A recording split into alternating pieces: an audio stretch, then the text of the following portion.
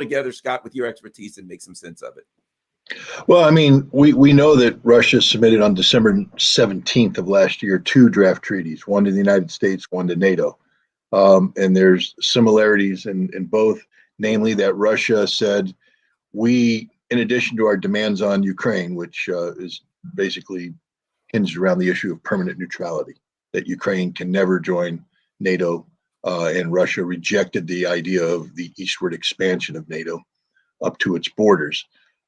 They said we have to come up with a new framework for security in Europe. That the current situation that exists is unacceptable, unsustainable. That we can't have the expanded NATO starting to absorb non-national military capacity. What that means is Poland has its own army. Russia's never objected to Poland having its own army. What Russia objects to is that Poland's soil is used, for instance, for an American ABM site / offensive ballistic missile site. That American, there's now an American corps structure, headquarters, 5th Corps, I believe it is, in Poland. We've built a base where we have the permanent prepositioned stocks for a heavy armored brigade in Poland. We are looking to perhaps put more heavy armored brigades in Poland. From a Russian perspective, this is a non-starter. It's just literally they can't allow this. It's an existential threat to Russia. The same thing with the deployment of NATO battle groups to the Baltics. I mean, the absurdity of a German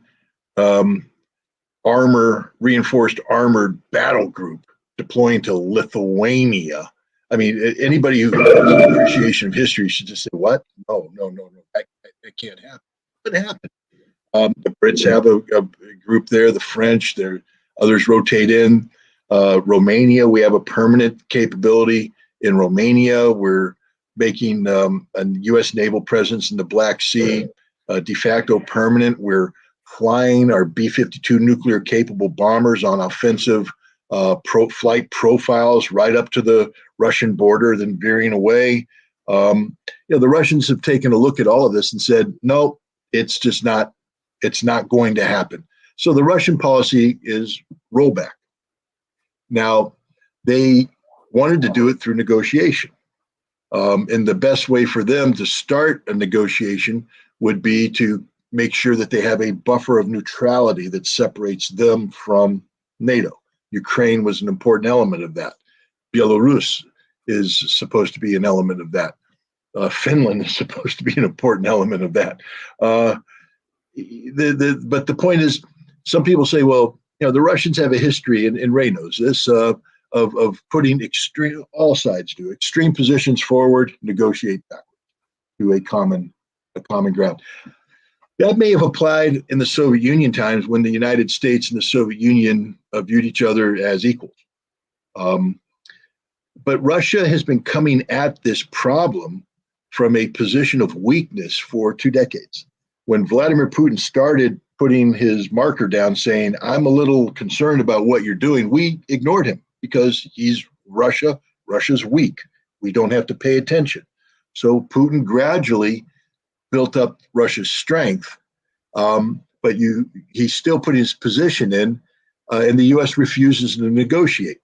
What happened in December is Russia's back is literally up against a wall. There's no more negotiation.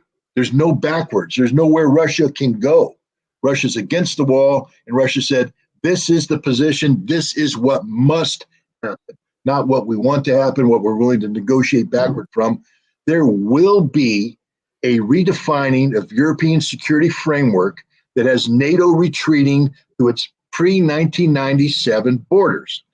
That doesn't mean that Poland stops being a member of NATO. It means that Poland can no longer host any non-Polish NATO military capability. The same thing with the Baltics. This is a demand from Russia, not a request, a demand. And we need to understand that no matter what happens in Ukraine, that demand still exists. Now, Russia, they're very reticent. You don't hear the Russians broadcasting, their strategy and their objectives and stuff. You just have to take what they say at face value. I think Russia believes that the combined impact of a Russian military victory in Ukraine with the devastating economic consequences of NATO and Europe trying to stand up to Russia through sanctions, and the immense expense that will come with trying to retool NATO, because NATO is a joke. Literally, it is a joke of an organization. The British saying that they want to provide military security guarantees. Britain can't deploy anything, anywhere, anytime. That's it. They're a joke. We can go on. The Germans had to basically cannibalize the totality of their armored force to get that armored unit up to Lithuania. The idea that Germany now can deploy troops into Poland, even if history would allow that to happen, there's nobody Germany can deploy. They have nothing. The Romanians have nothing. The Polish army is a joke.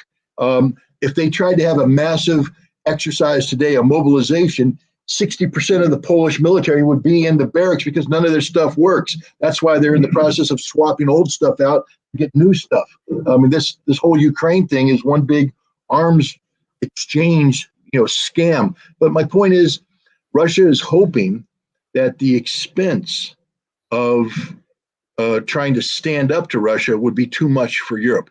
Now, is Russia right on this? I don't know. It's hard to predict the future. If the West senses weakness on the part of Russia, if the West senses that while Russia could seize the eastern part of Ukraine but not finish the job, that might bring some resolution to this. Turkey, everybody's applauding Turkey, but Turkey didn't oppose Finland joining because that is a suicide pill for NATO. It is. That's not why Turkey said no. Turkey said no because the Scandinavians provide safe haven and succor to the PKK, to the Kurdish groups. And they say, you guys support terrorists. We're not going to allow a repeat of the Greece situation where Turkey said Greece can rejoin NATO, and then Greece turned around to stab Turkey in the back, according to the Turks. So the Turks aren't willing to allow that to happen, but it has nothing to do with the security threat posed by Finland joining NATO. The same thing with Slovakia's objections. It's not that, oh my God, we would never let Finland join because this would be the end of us all. It's, no, we're pissed off at them, excuse my language, we're irritated with them about their policies toward Croatia and things of that nature. These are things that the United States and others can seek to paper over with incentives, bribery, cajoling, threats, etc. The point I bring up is that Finland's still a big problem, and Russia's not backing down, and they will not allow Finland to join NATO. That's my firm belief. They will not allow this to happen. And that means that Russia will destroy Finland as a modern nation state before they allow Finland to join NATO. Sweden, I think Sweden would pay a price, but Finland is on the chopping block. Their head is there, and there's nothing that can save Finland. And that's the point I wanted, I tried to make with Ukraine. There's nothing that can save Ukraine. Ukraine is gone because Russia eventually is going to transition away from a special military operation to a war, and they are going to eliminate the Western Ukrainian safe haven. They're going to destroy Kiev as a political center of gravity, and they're going to do the same thing to Finland. And NATO can do nothing to stop them because NATO has nothing to stop them except nuclear weapons, and Russia has its own nuclear capability.